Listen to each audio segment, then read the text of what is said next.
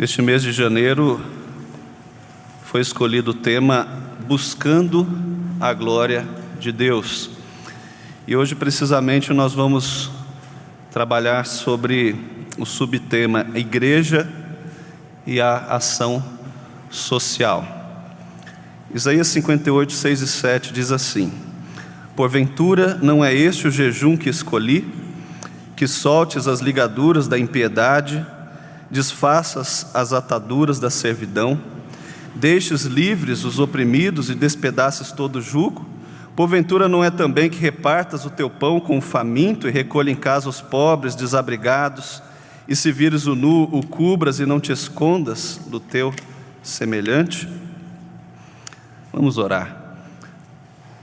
Bendito, gracioso Deus e Pai, nós te somos inteiramente gratos pelo fato do Senhor ter nos criado à sua imagem e semelhança, e mesmo em face da nossa rebeldia, ter amado a humanidade a ponto de preservá-la e de ter ido às últimas consequências em demonstrar o seu amor, nos remindo, nos redimindo também pela cruz, pelo sangue, pelo sacrifício do teu santo Filho Jesus. Obrigado porque Cristo ressuscitou em corpo, dando a entender que o Senhor também nos salvará na integralidade do teu propósito e da maneira como o Senhor nos criou, porque o Senhor é perfeito e digno de inteira adoração. Nós pedimos que o Senhor conduza o estudo dessa manhã e aplique a tua palavra ao nosso coração. Por Jesus Cristo, amém. Meus irmãos, eu começo o estudo fazendo a seguinte pergunta: por que será que a igreja evangélica atual não está exercendo dignamente, não está exercendo de forma plena, de forma relevante o seu papel no mundo? Eu acho que eu não preciso comprovar isso, porque essa pergunta pressupõe que isso que eu estou perguntando seja verdade, e basta observarmos qualquer estatística para ver que nominalmente a igreja evangélica cresce, mas socialmente, nos lugares onde ela cresce, não há evolução, não há progresso, não há diminuição da injustiça e etc. Enfim, há uma hipótese levantada por um autor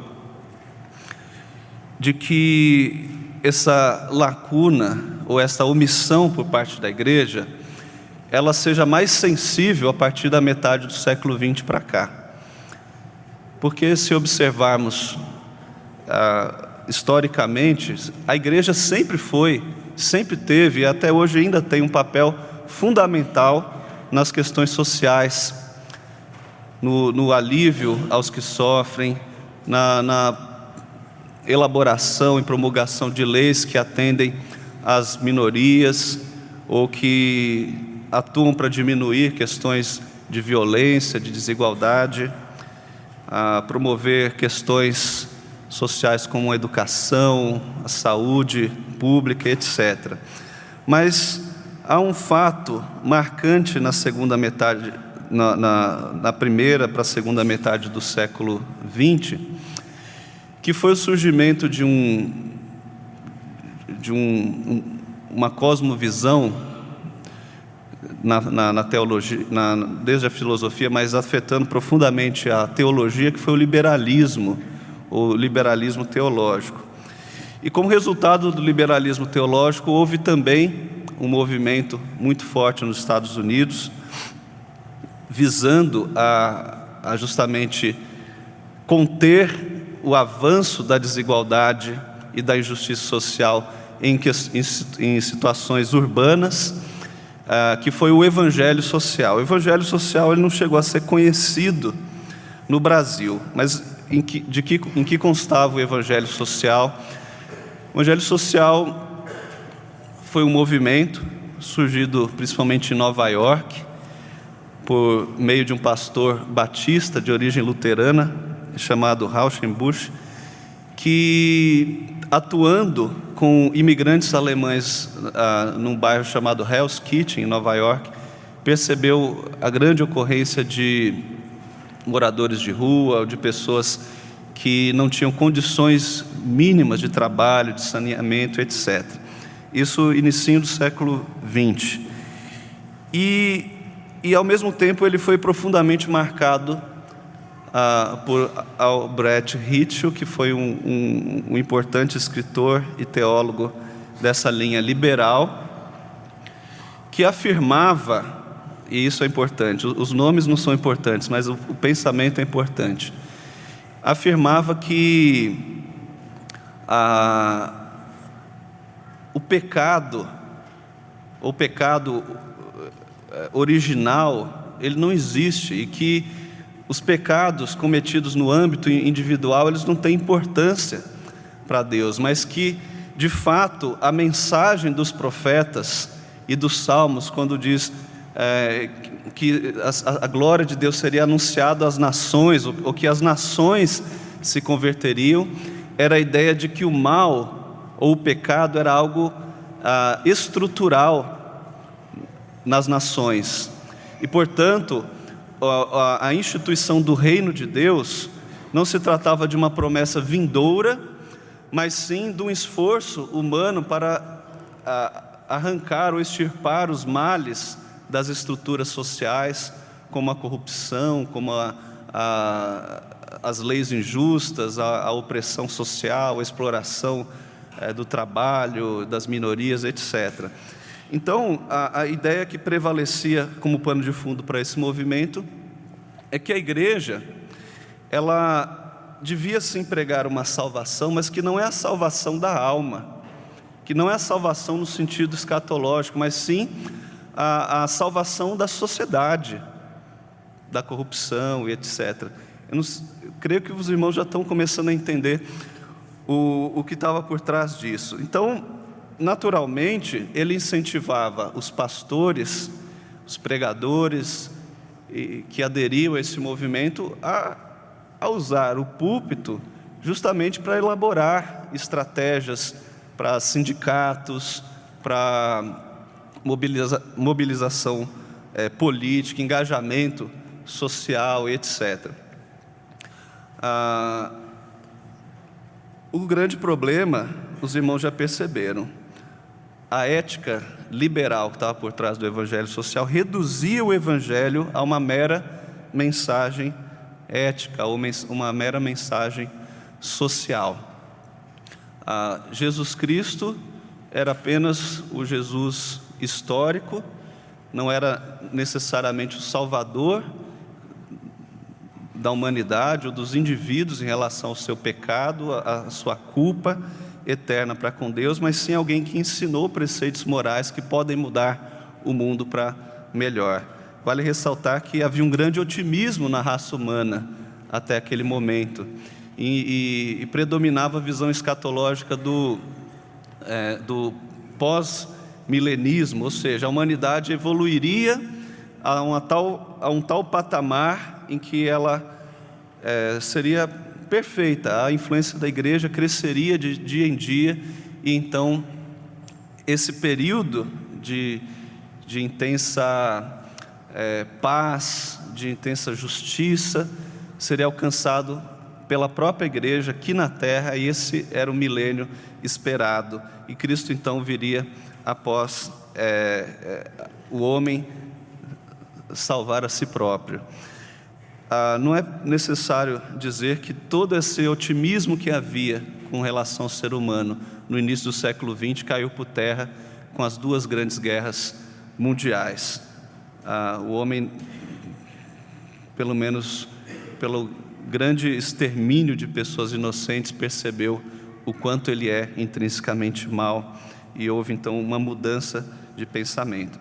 A igreja então, com esse movimento, ela polarizou. As igrejas mais tradicionais não aderiram a esse movimento, perceberam que ele não era bíblico, perceberam que a leitura não era literal da Bíblia, então polarizaram. As igrejas mais tradicionais, mais conservadoras, as principais igrejas batistas, metodistas, presbiterianas, episcopais, polarizaram para um outro movimento chamado fundamentalismo. Procure dissociar o movimento fundamentalista da conotação que essa palavra assumiu nos dias de hoje. O fundamentalista era alguém, ou era uma doutrina que forçava a igreja a ser literal na sua leitura e no seu cumprimento das Escrituras. A princípio não parece ser uma coisa tão ruim, mas ocorria o chamado efeito pêndulo. Para não parecer liberal, para não se parecer com o evangelho social, então a igreja começou, de certa forma, a se esquivar de qualquer tipo de ação que fosse social, ou que fosse de levar socorro, alívio, assistencialismo para as pessoas. Então, aquilo ficou com uma conotação negativa. E dentro o fundamentalismo, portanto, ignorou que o processo de civilização humana fosse o ambiente dentro do qual a obediência e a fé cristã inevitavelmente se demonstram. Então, o que ocorreu foi um vácuo. O liberalismo atendia a sociedade do ponto de vista das suas necessidades, mas se afastou da palavra. E o fundamentalismo mergulhou na literalidade da palavra, mas se afastou do social. E a igreja, então, passou a ser um tanto inócua, ou por um período grande, ela se tornou irrelevante na sociedade. Esse movimento só começou a ser revertido, e nós ainda estamos num processo de voltarmos a compreender qual é o nosso papel, qual é a nossa missão em relação à ação social. Foi a partir de 1974, com o conhecido primeiro Congresso Internacional de Evangelização Mundial, ocorrido em Lausanne, na Suíça. Então, Lausanne, o Pacto de Lausanne, foi o marco pelo qual a igreja passou a deixar de lado os seus preconceitos ou pressupostos e abraçar realmente a sua missão. Vou só fazer um parênteses, porque pode ser que alguém já esteja imaginando que eu vou defender a teologia da missão integral. Que missão integral é um movimento que surgiu com o Pacto de Lausanne. O Congresso, o Congresso Internacional de Lausanne, ele teve importante participação das principais igrejas evangélicas, dos principais teólogos, como John Stott, que é conhecido da maioria de vocês, e inclusive da nossa igreja como observadora. E o Pacto de Lausanne, creio que é profundamente bíblico. O que nós, apenas para concluir esse parênteses, deveríamos pôr um pouco de lado é o que a chamada teologia da missão integral passou a tentar incutir ou misturar, nesse pacote, que são ideias de cunho marxista, uma espécie de teologia da libertação evangélica, e não é o que está em tela, não é o que está sendo tratado aqui quando eu me referir a Lausanne, ok? Então fecha parênteses. Bom, isso posto, meus irmãos, o motivo pelo qual a igreja não está exercendo o seu papel no mundo, pelo menos uma vertente, um pressuposto, nós deveríamos nos voltar para a Bíblia. Então, como a Bíblia nos apresenta a questão da ação social, da responsabilidade social da igreja? Isso demandaria, sem dúvida alguma, um estudo exaustivo e seria, por demais, cansativo para todos nós. Então vai ser um pouco resumido. Queria primeiramente lembrar os irmãos do episódio do dilúvio. O que ocorre quando Deus envia o dilúvio e dá a Noé instruções para construir uma arca? Deus exerce juízo sobre um mundo que desde a queda, desde Caim, vinha progressivamente e exponencialmente se tornando injusto, perverso. Nós vemos que o pecado de Caim foi a exploração, né, do mais forte sobre o mais fraco. Nós vemos que a descendência de Caim passou a promover a poligamia, que é uma forma de exploração da mulher, ou uma deturpação do modelo de família. Nós temos que a descendência de Caim começa também a tornar banal o assassinato, e nós chegamos até o momento em que Deus então dá instruções a Noé. Ele envia o dilúvio, e a arca é um símbolo da aliança de Deus para com aqueles que são o seu povo, em meio ao juízo inevitável de Deus contra o pecado. Mas o que nós vemos após o dilúvio é Deus prometendo a Noé que ele não destruiria a terra por meio da água, mas ele preservaria o mundo do mal e do avanço do mal na terra. Então, o que nós temos? O dilúvio e o pós-dilúvio, as promessas da aliança, como sendo Deus interessado em não destruir o mundo, né, enquanto ele ainda está num processo de ser redimido. Nós vemos, como segundo ponto, o povo de Deus sendo chamado para servir as outras nações.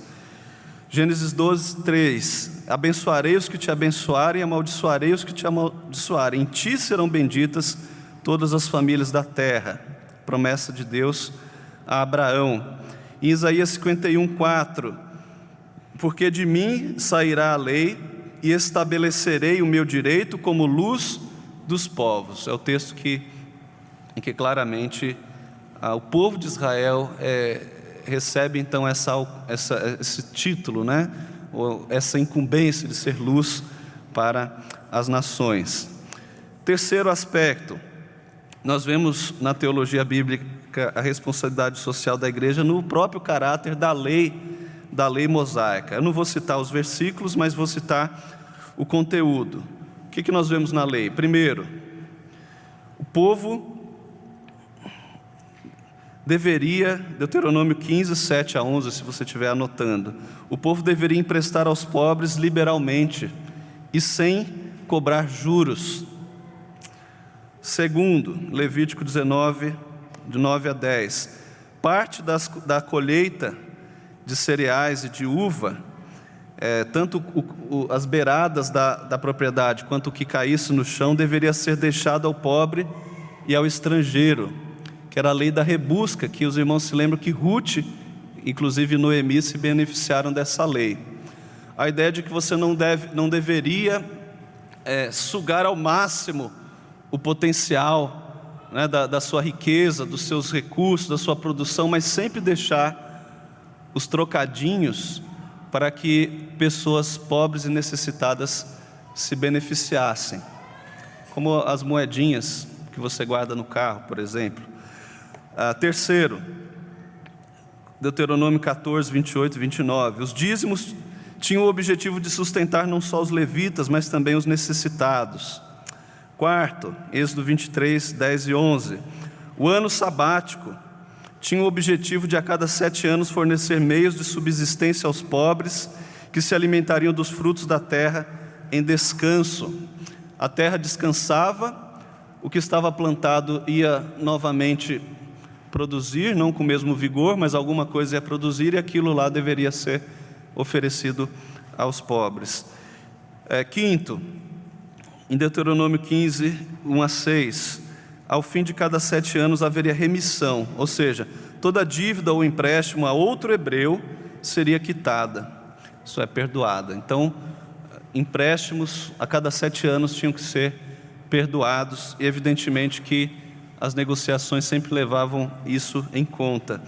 Sexto, após 7 anos de serviço, está lá no Deuteronômio 15, de 12 a 18, A cada 7 anos de serviço, todo escravo hebreu seria alforriado e não poderia sair de mãos vazias, de maneira que não havia escravidão perpétua de irmão para com irmão, mas a cada 7 anos deveria haver alforria.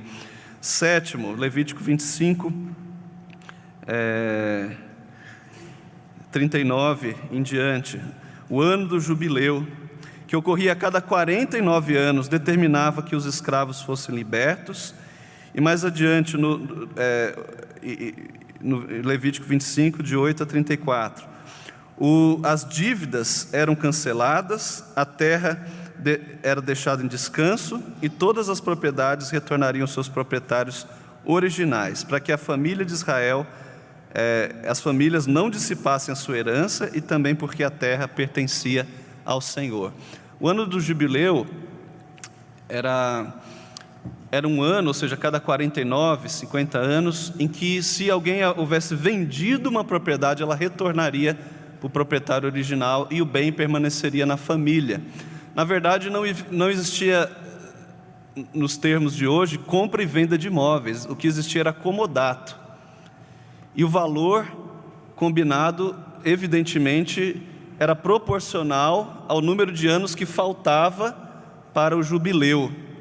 Então era proibido vender propriedades em Israel para que justamente as famílias tivessem herança, tivessem possessão e não houvesse sem terras, porque a terra era do Senhor. Ok? Bom, quarta abordagem da teologia bíblica, agora nos Salmos e livros de sabedoria. De uma forma geral, eles exigem, Provérbios, Eclesiastes, exigem dos ouvintes uma ética pessoal e social que dê testemunho coerente acerca do caráter de Deus, que é justo e misericordioso. E ao mesmo tempo incentivam o correto manejo dos campos e a justa distribuição de renda, o trabalho honesto, buscam justiça e o bom governo e também denunciam a preguiça e a avareza. Por exemplo, Provérbio 31, 8 e 9, diz assim: abre a boca a favor do mudo, pelo direito de todos os que se acham desamparados. Abre a boca, julga retamente, faz justiça aos pobres e aos necessitados. Há também um provérbio que condena a preguiça, vai ter com a preguiça, vai ter com a formiga, o preguiçoso, etc. Quinta abordagem da teologia bíblica, nos profetas. Isaías, Ezequiel, Oséias, Amós, enfim, os profetas do Antigo Testamento, eles não apenas denunciam a injustiça social como sendo um grave pecado contra Deus, algo incompatível com uma nação que se conhece por ser povo de Deus, mas que também aponta para o caráter de Deus e o desejo de Deus quando instituir plenamente o seu reino, de restaurar a questão da injustiça. Isaías 11, 6 diz assim: no meu santo monte o lobo habitará com o cordeiro, o leopardo se deitará junto ao cabrito, o bezerro e o leão novo e o animal cevado andarão juntos, e um pequenino os guiará. A vaca e a ursa pastarão juntas, e as suas crias juntas se deitarão. O leão comerá palha como boi, a criança de peito brincará sob a toca da áspide, e o já desmamado meterá a mão na cova do basilisco. Não se fará mal, nem dano algum em todo o meu santo monte, porque a terra se encherá do conhecimento do Senhor, como as águas cobrem o mar. Ezequiel 36, 30, multiplicarei o fruto das árvores e a novidade do campo, para que jamais recebais o opróbrio da fome entre as nações. Oséias 2, 21, naquele dia eu serei obsequioso, diz o Senhor, obsequioso aos céus e estes à terra.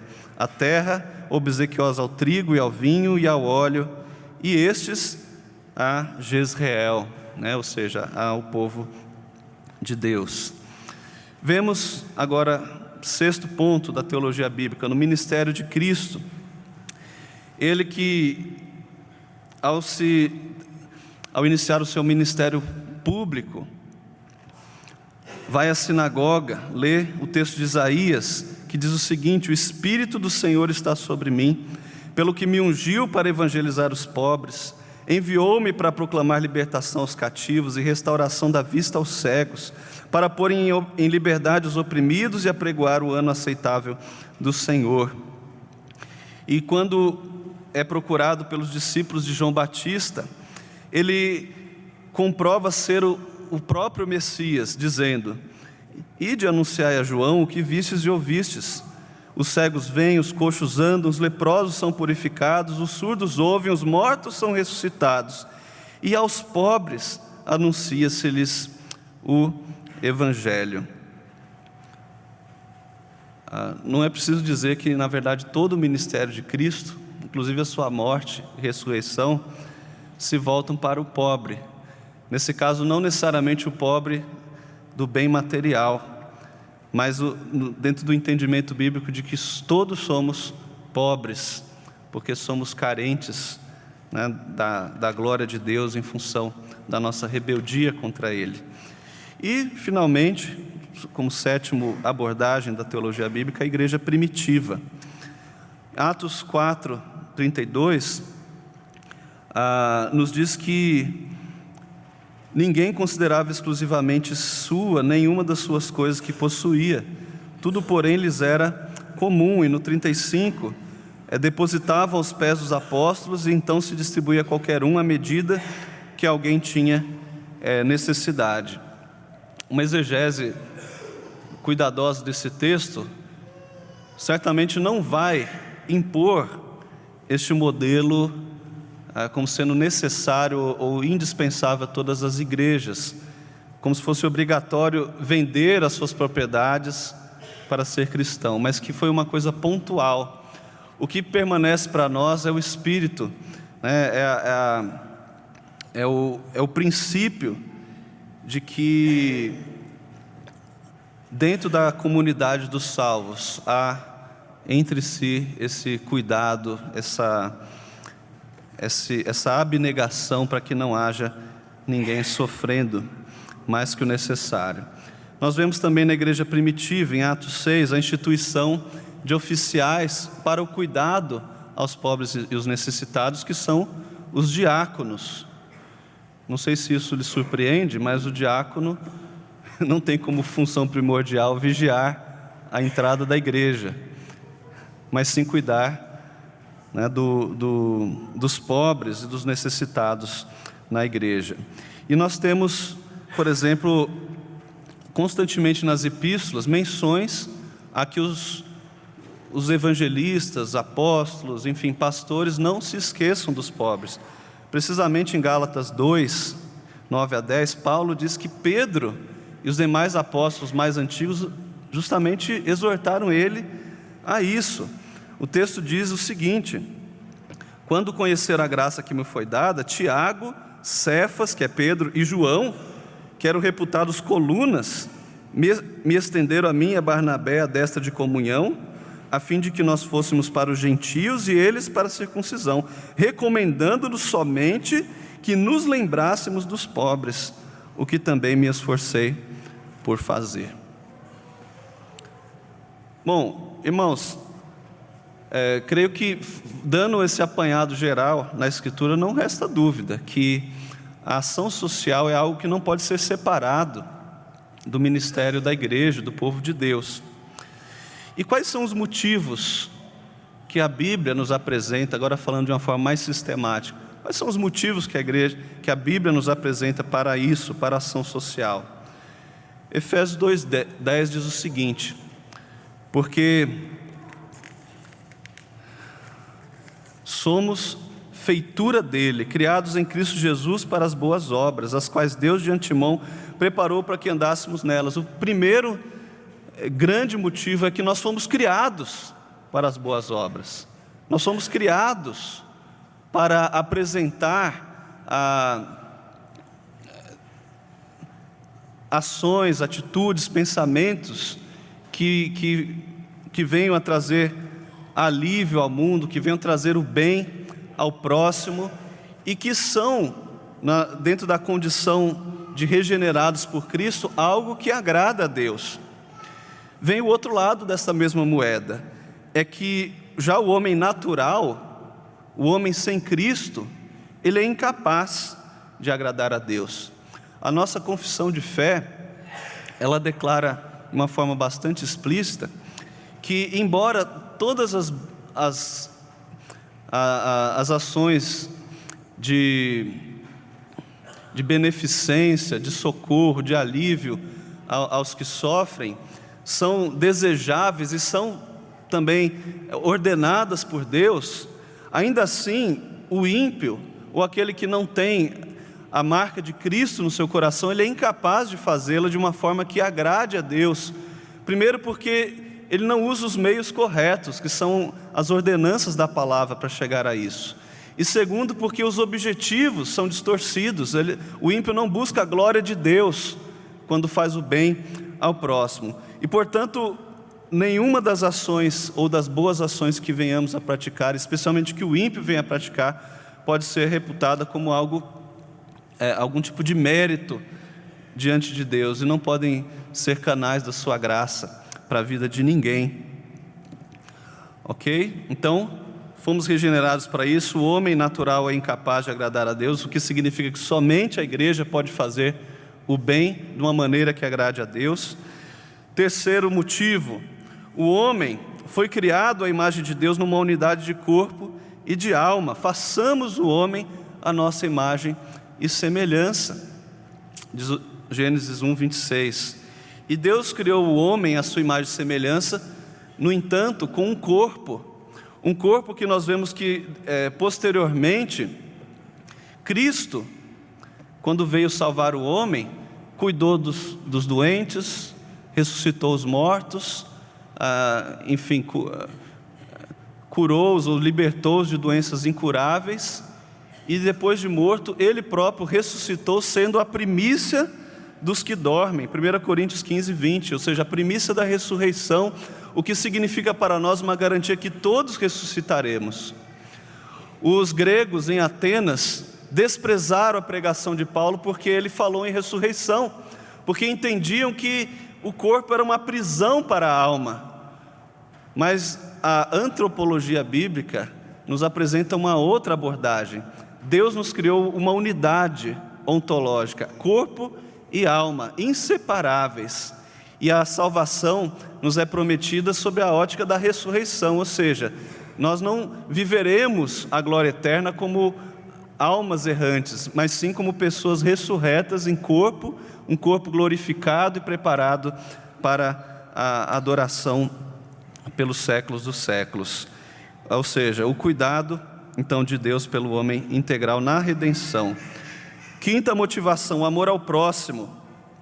Em Lucas 10, Jesus Cristo é abordado por fariseus que perguntam se ele sabe qual que é o mandamento mais importante, e ele responde, resumindo toda a lei, em amarás o Senhor teu Deus sobre todas as coisas e ao próximo como a ti mesmo. E para explicar quem é o próximo, ele conta aquela parábola do bom samaritano. Portanto, o amor ao próximo é uma motivação associada a uma motivação ainda maior, que é o amor a Deus sobre todas as coisas. Mateus 25, 40, em outra parábola, Jesus Cristo diz que quando recebermos o sedento, o faminto, visitarmos o que está preso, o doente, etc, etc, a mim o fazeis, diz o rei naquela passagem. Então, e Paulo também diz, tudo que fizerdes, fazei como para Cristo, e não para homens. Então, fazer para Cristo é a sexta motivação que eu listei aqui. A sétima é o próprio testemunho cristão, e à luz do que diz Mateus 5, 13 a 16, vós sois a luz do mundo, vós sois o sal da terra. E no versículo 16, Jesus Cristo nos dá a última e mais perfeita e importante motivação para a ação social da igreja. É que é a fim de que vocês sejam vistos pelos homens e estes glorifiquem ao vosso Pai que está nos céus. É a glória de Deus. Nesse ponto nós já vemos como o assunto ação social se amarra ao nosso tema principal, que é buscando a glória de Deus. Uma igreja que é obediente à palavra de Deus no que toca a sua responsabilidade social. É uma igreja que glorifica a Deus no mundo. E, naturalmente, nós não temos outra escolha senão obedecer a palavra nesse sentido. Agora nós vamos para uma parte mais prática, já caminhando para o final. Há uma ética por trás da ação social da igreja. Ou seja, ela segue princípios. Não é fazer por fazer, não é pregar, fazer como em lugar de, como por exemplo, a ação social em lugar da evangelização. Mas, pelo contrário, a certeza que nós temos é que o papel social da igreja como sal e luz do mundo, embora bastante amplo, contribui para restaurar a imagem de Deus, ao disseminar o caráter e a moral do Senhor em todas as esferas da sociedade. E a igreja verdadeiramente consciente do seu compromisso social tem uma atuação que vai além dos limites do seu local de reunião. Ela influencia a política da nação, ela interfere no sistema econômico, ela se pronuncia sobre as questões relevantes à comunidade e ela cuida dos oprimidos e marginalizados. Segundo aspecto dessa ética é que ela tem uma responsabilidade para com o próximo. Nós nos baseamos especialmente no texto de Lucas, a parábola do filho pródigo. Em terceiro lugar, a ética da ação social da igreja é uma responsabilidade para com a pessoa total. Isso tem como pano de fundo a antropologia bíblica, ou seja, o homem não é uma alma pilotando um corpo, e quando morrer vai deixar esse corpo e vai para o céu somente a alma. De maneira que muitos no passado erraram ao enfatizar por demais ou de forma caricata o porvir, o lar celestial, como sendo a nossa única motivação nesse mundo e, portanto, evangelizar para salvar as almas. Não, o papel da igreja não é levar salvação às almas, mas é ao homem todo, ao homem completo. E da mesma forma que nós não esperamos o porvir para viver a promessa de Deus, mas vivemos já o reino de Deus. E uma responsabilidade individual. E aí, dentro dessa questão da responsabilidade individual, que toca, eu acredito, especialmente o irmão, a irmã, que está acostumado a dizer assim: mas a minha igreja distribui cestas básicas, a minha igreja tem uma clínica de recuperação, a minha igreja tem uma escola infantil gratuita para pessoas carentes, enfim. Mas e a sua responsabilidade como indivíduo? Ela segue uma ordem. 1 Tessalonicenses 4, 11 e 12 diz o seguinte: diligenciardes por viver tranquilamente, cuidar do que é vosso, trabalhar com as próprias mãos, como vos ordenamos, de modo que vos porteis com dignidade para com os de fora e de nada venhais a precisar. O primeiro passo da responsabilidade social individual é cuidar de si mesmo. Quando Paulo chegou a Tessalônica, encontrou uma igreja preguiçosa, pessoas que não queriam trabalhar, que adquiriam um mínimo para sua subsistência e passavam o resto do tempo ociosos. Paulo então chega naquele lugar e diz: eu resolvi não aceitar o salário de vocês, pelo contrário, trabalhar com as próprias mãos, para que vocês aprendam que quem não trabalha não deve comer. E ele ensina então aquela igreja a cuidar de si mesmo. Parece egoísta isso? Parece, mas não é. Porque se você trabalha para suprir a si próprio, Deus lhe deu condição para trabalhar, para suprir a si próprio, você supre para você e também, e não precisando, não vai dar trabalho para os outros e ainda pode acudir o necessitado. Em outra passagem, Paulo fala para aqueles que antes furtavam, que agora não furtem mais, antes trabalhem com as próprias mãos para que tenham com que se prover e também acudir ao necessitado. Segundo degrau da responsabilidade individual, 1 Timóteo 5,8: se alguém não tem cuidado dos seus, e especialmente os da própria casa, tem negado a fé, e é pior do que o descrente. Uma vez que eu cuido de mim, eu tenho que cuidar também da minha família. Eu tenho responsabilidade sobre os meus filhos, sobre cônjuge, sobre pessoas de parentesco próximo a mim, os meus pais idosos, um irmão, quem sabe, deficiente físico. Porque quando eu não cuido da minha família, ele também vai dar trabalho para outra pessoa mais distante. Terceiro degrau, o cuidado pelos crentes. Gálatas 6,10: por isso, enquanto tivermos oportunidade, façamos o bem a todos, mas primeiro aos da família da fé. Então nós cuidamos de nós mesmos, cuidamos da nossa família e agora cuidamos de toda a família da fé. E eu socorro primeiro o irmão em Cristo do que o que está fora da igreja, porque é assim que a igreja primitiva trabalhava, não havia necessitados entre eles. Mas finalmente, também é bíblico que, uma vez tendo salvaguardado esses primeiros passos, eu tenho responsabilidade para com todos. Compaixão para com o pobre. Compaixão e cuidado dos órfãos e viúvas e outras pessoas desfavorecidas ou incapacitadas. Uma posição de oposição contra a escravidão e a opressão. E também uma submissão às autoridades, incluindo a questão dos tributos. Quando eu não pago os meus impostos, eu também contribuo para o agravamento da fome e da miséria. Agora, olhando a igreja como um todo, isso tudo colocado, vamos para uma aplicação final.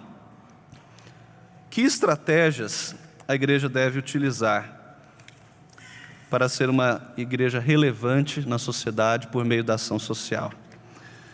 Francis Schaeffer, o famoso apologeta, em um dos seus livros acusa o protestantismo atual de ser irrelevante à sociedade. Schaeffer acusa o protestantismo, embora ele também fosse, protestante, de ser um fenômeno da classe média, onde nem os intelectuais e nem os operários são por eles tocados. Você já teve essa impressão? Os que estão lá na universidade não veem qualquer interesse pela fé. E os mais pobres ficam distantes de nós também, porque estão passando fome. Talvez isso toque especialmente ao tipo de igreja que é a nossa. Uma igreja centrada no estudo da palavra, e com poucas estratégias para acudir o mais pobre. Ele diz que o motivo disso é que a igreja não se envolve com o mundo, não exerce influência sobre ela e trata sua doutrina com superficialidade, se contentando apenas em declarar alguns slogans ou algumas frases decoradas, frases de efeito. A solução, ele diz, é o seguinte: defender a fé sem reserva, tratando das ideias da verdade cristã com clareza, apresentando ao mundo os ideais cristãos que podem solucionar os problemas do mundo. Então isso não prescinde de um esforço para conhecer também os problemas do mundo.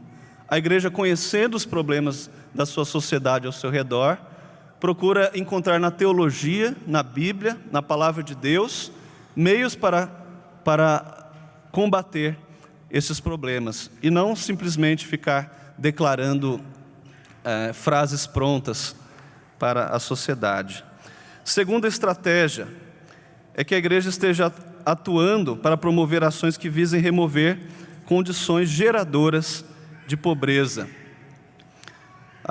como, por exemplo, atuar junto ao poder legislativo para buscar uma lei apropriada, como leis sanitárias, por exemplo, reembolso para acidentes, treinamento vocacional, etc. Essa é uma segunda estratégia. Uma terceira estratégia é que o verdadeiro amor cristão, ele ajuda, em primeiro lugar, os verdadeiros necessitados. Há um esforço da igreja em entender o que ela está fazendo, não simplesmente distribuir recursos ou benefícios sem critério, mas atuar para conhecer o problema, separar quem é pobre do que é mais pobre, do que é miserável, e atuar de uma forma mais eficaz. Assim, há uma distinção entre 3 graus do que seria a ação social de uma igreja. Isso já para concluirmos. Primeiramente, o assistencialismo. O que é o assistencialismo? O assistencialismo é a beneficência simples, individualista, paliativa, paternalista e centrada no indivíduo. Ela corre o grave perigo de gerar dependência se ela for aplicada a longo prazo e afastar as pessoas de se tornarem autossuficientes. A igreja tem condições de transformar radicalmente as vidas e as realidades da própria sociedade por meio da sua mensagem. Assim, o assistencialismo, ele pode ser usado, mas ele tem que ser sempre um passaporte para uma estratégia mais elaborada. O segundo patamar seria a assistência social, que é uma política de seguridade social do governo ou da sociedade que visa atender necessidades básicas. Não é o mero assistencialismo individualista, paternalista, mas são programas públicos, como o subsídio à compra de uma casa própria, como o subsídio na passagem de ônibus e outras coisas. Não é o dado de mão beijada, mas é um incentivo, uma maneira de aplacar o problema da pobreza. E, finalmente, o nosso objetivo maior é a ação social propriamente, que pode ser descrita como aquela que está voltada para o contexto social e não apenas para o indivíduo. Ela busca atingir não apenas as pessoas, mas as estruturas que determinam a situação de problema. Isso coloca um grande desafio para a igreja. Ela tem como foco principal a glória de Deus. Ela tem uma verdade que pode transformar o mundo, mas ela precisa se cercar de ferramentas que sejam também eficazes. Isso envolve se debruçar para conhecer profundamente as origens dos problemas, as questões contextuais e elaborar estratégias em cada situação. É preferível, por exemplo, ao invés de conceder um benefício de alimentação por tempo indefinido a uma família, agir, por exemplo, com realidades de lacuna na educação primária, na alfabetização, que propiciarão no futuro meios para aquelas famílias proverem a si próprias. Isso é apenas um pequeno exemplo, muitas outras coisas deveriam ser pensadas, o que significa que nós realmente estamos fazendo pouco, precisamos gastar mais tempo com essas estratégias. Quem sabe, com uma postura mais favorável de toda a igreja, a nossa própria junta diaconal possa obter mais eco no meio da nossa comunidade para ações e iniciativas dessa natureza. Finalmente, seguindo os próprios exemplos bíblicos, o compromisso com o povo de Deus, do povo de Deus com a questão social, deve suscitar ações transformadoras e não simplesmente paliativas. Irmãos, isso é apenas uma introdução nesse assunto. Espero que vocês tenham entendido o quanto isso concorre para a glória de Deus e que simplesmente polarizar, dizer assim, ajudar os pobres, ou assistência social é coisa de liberal, é coisa de teologia da libertação, é coisa de marxista, que você possa tirar isso da sua mente e entender que em toda a história bíblica, em toda a história da igreja, o cuidado para com o mais fraco e oprimido não somente faz parte do caráter da igreja, mas é o caráter de Deus refletido na vida comunitária da igreja e na sua vida também social.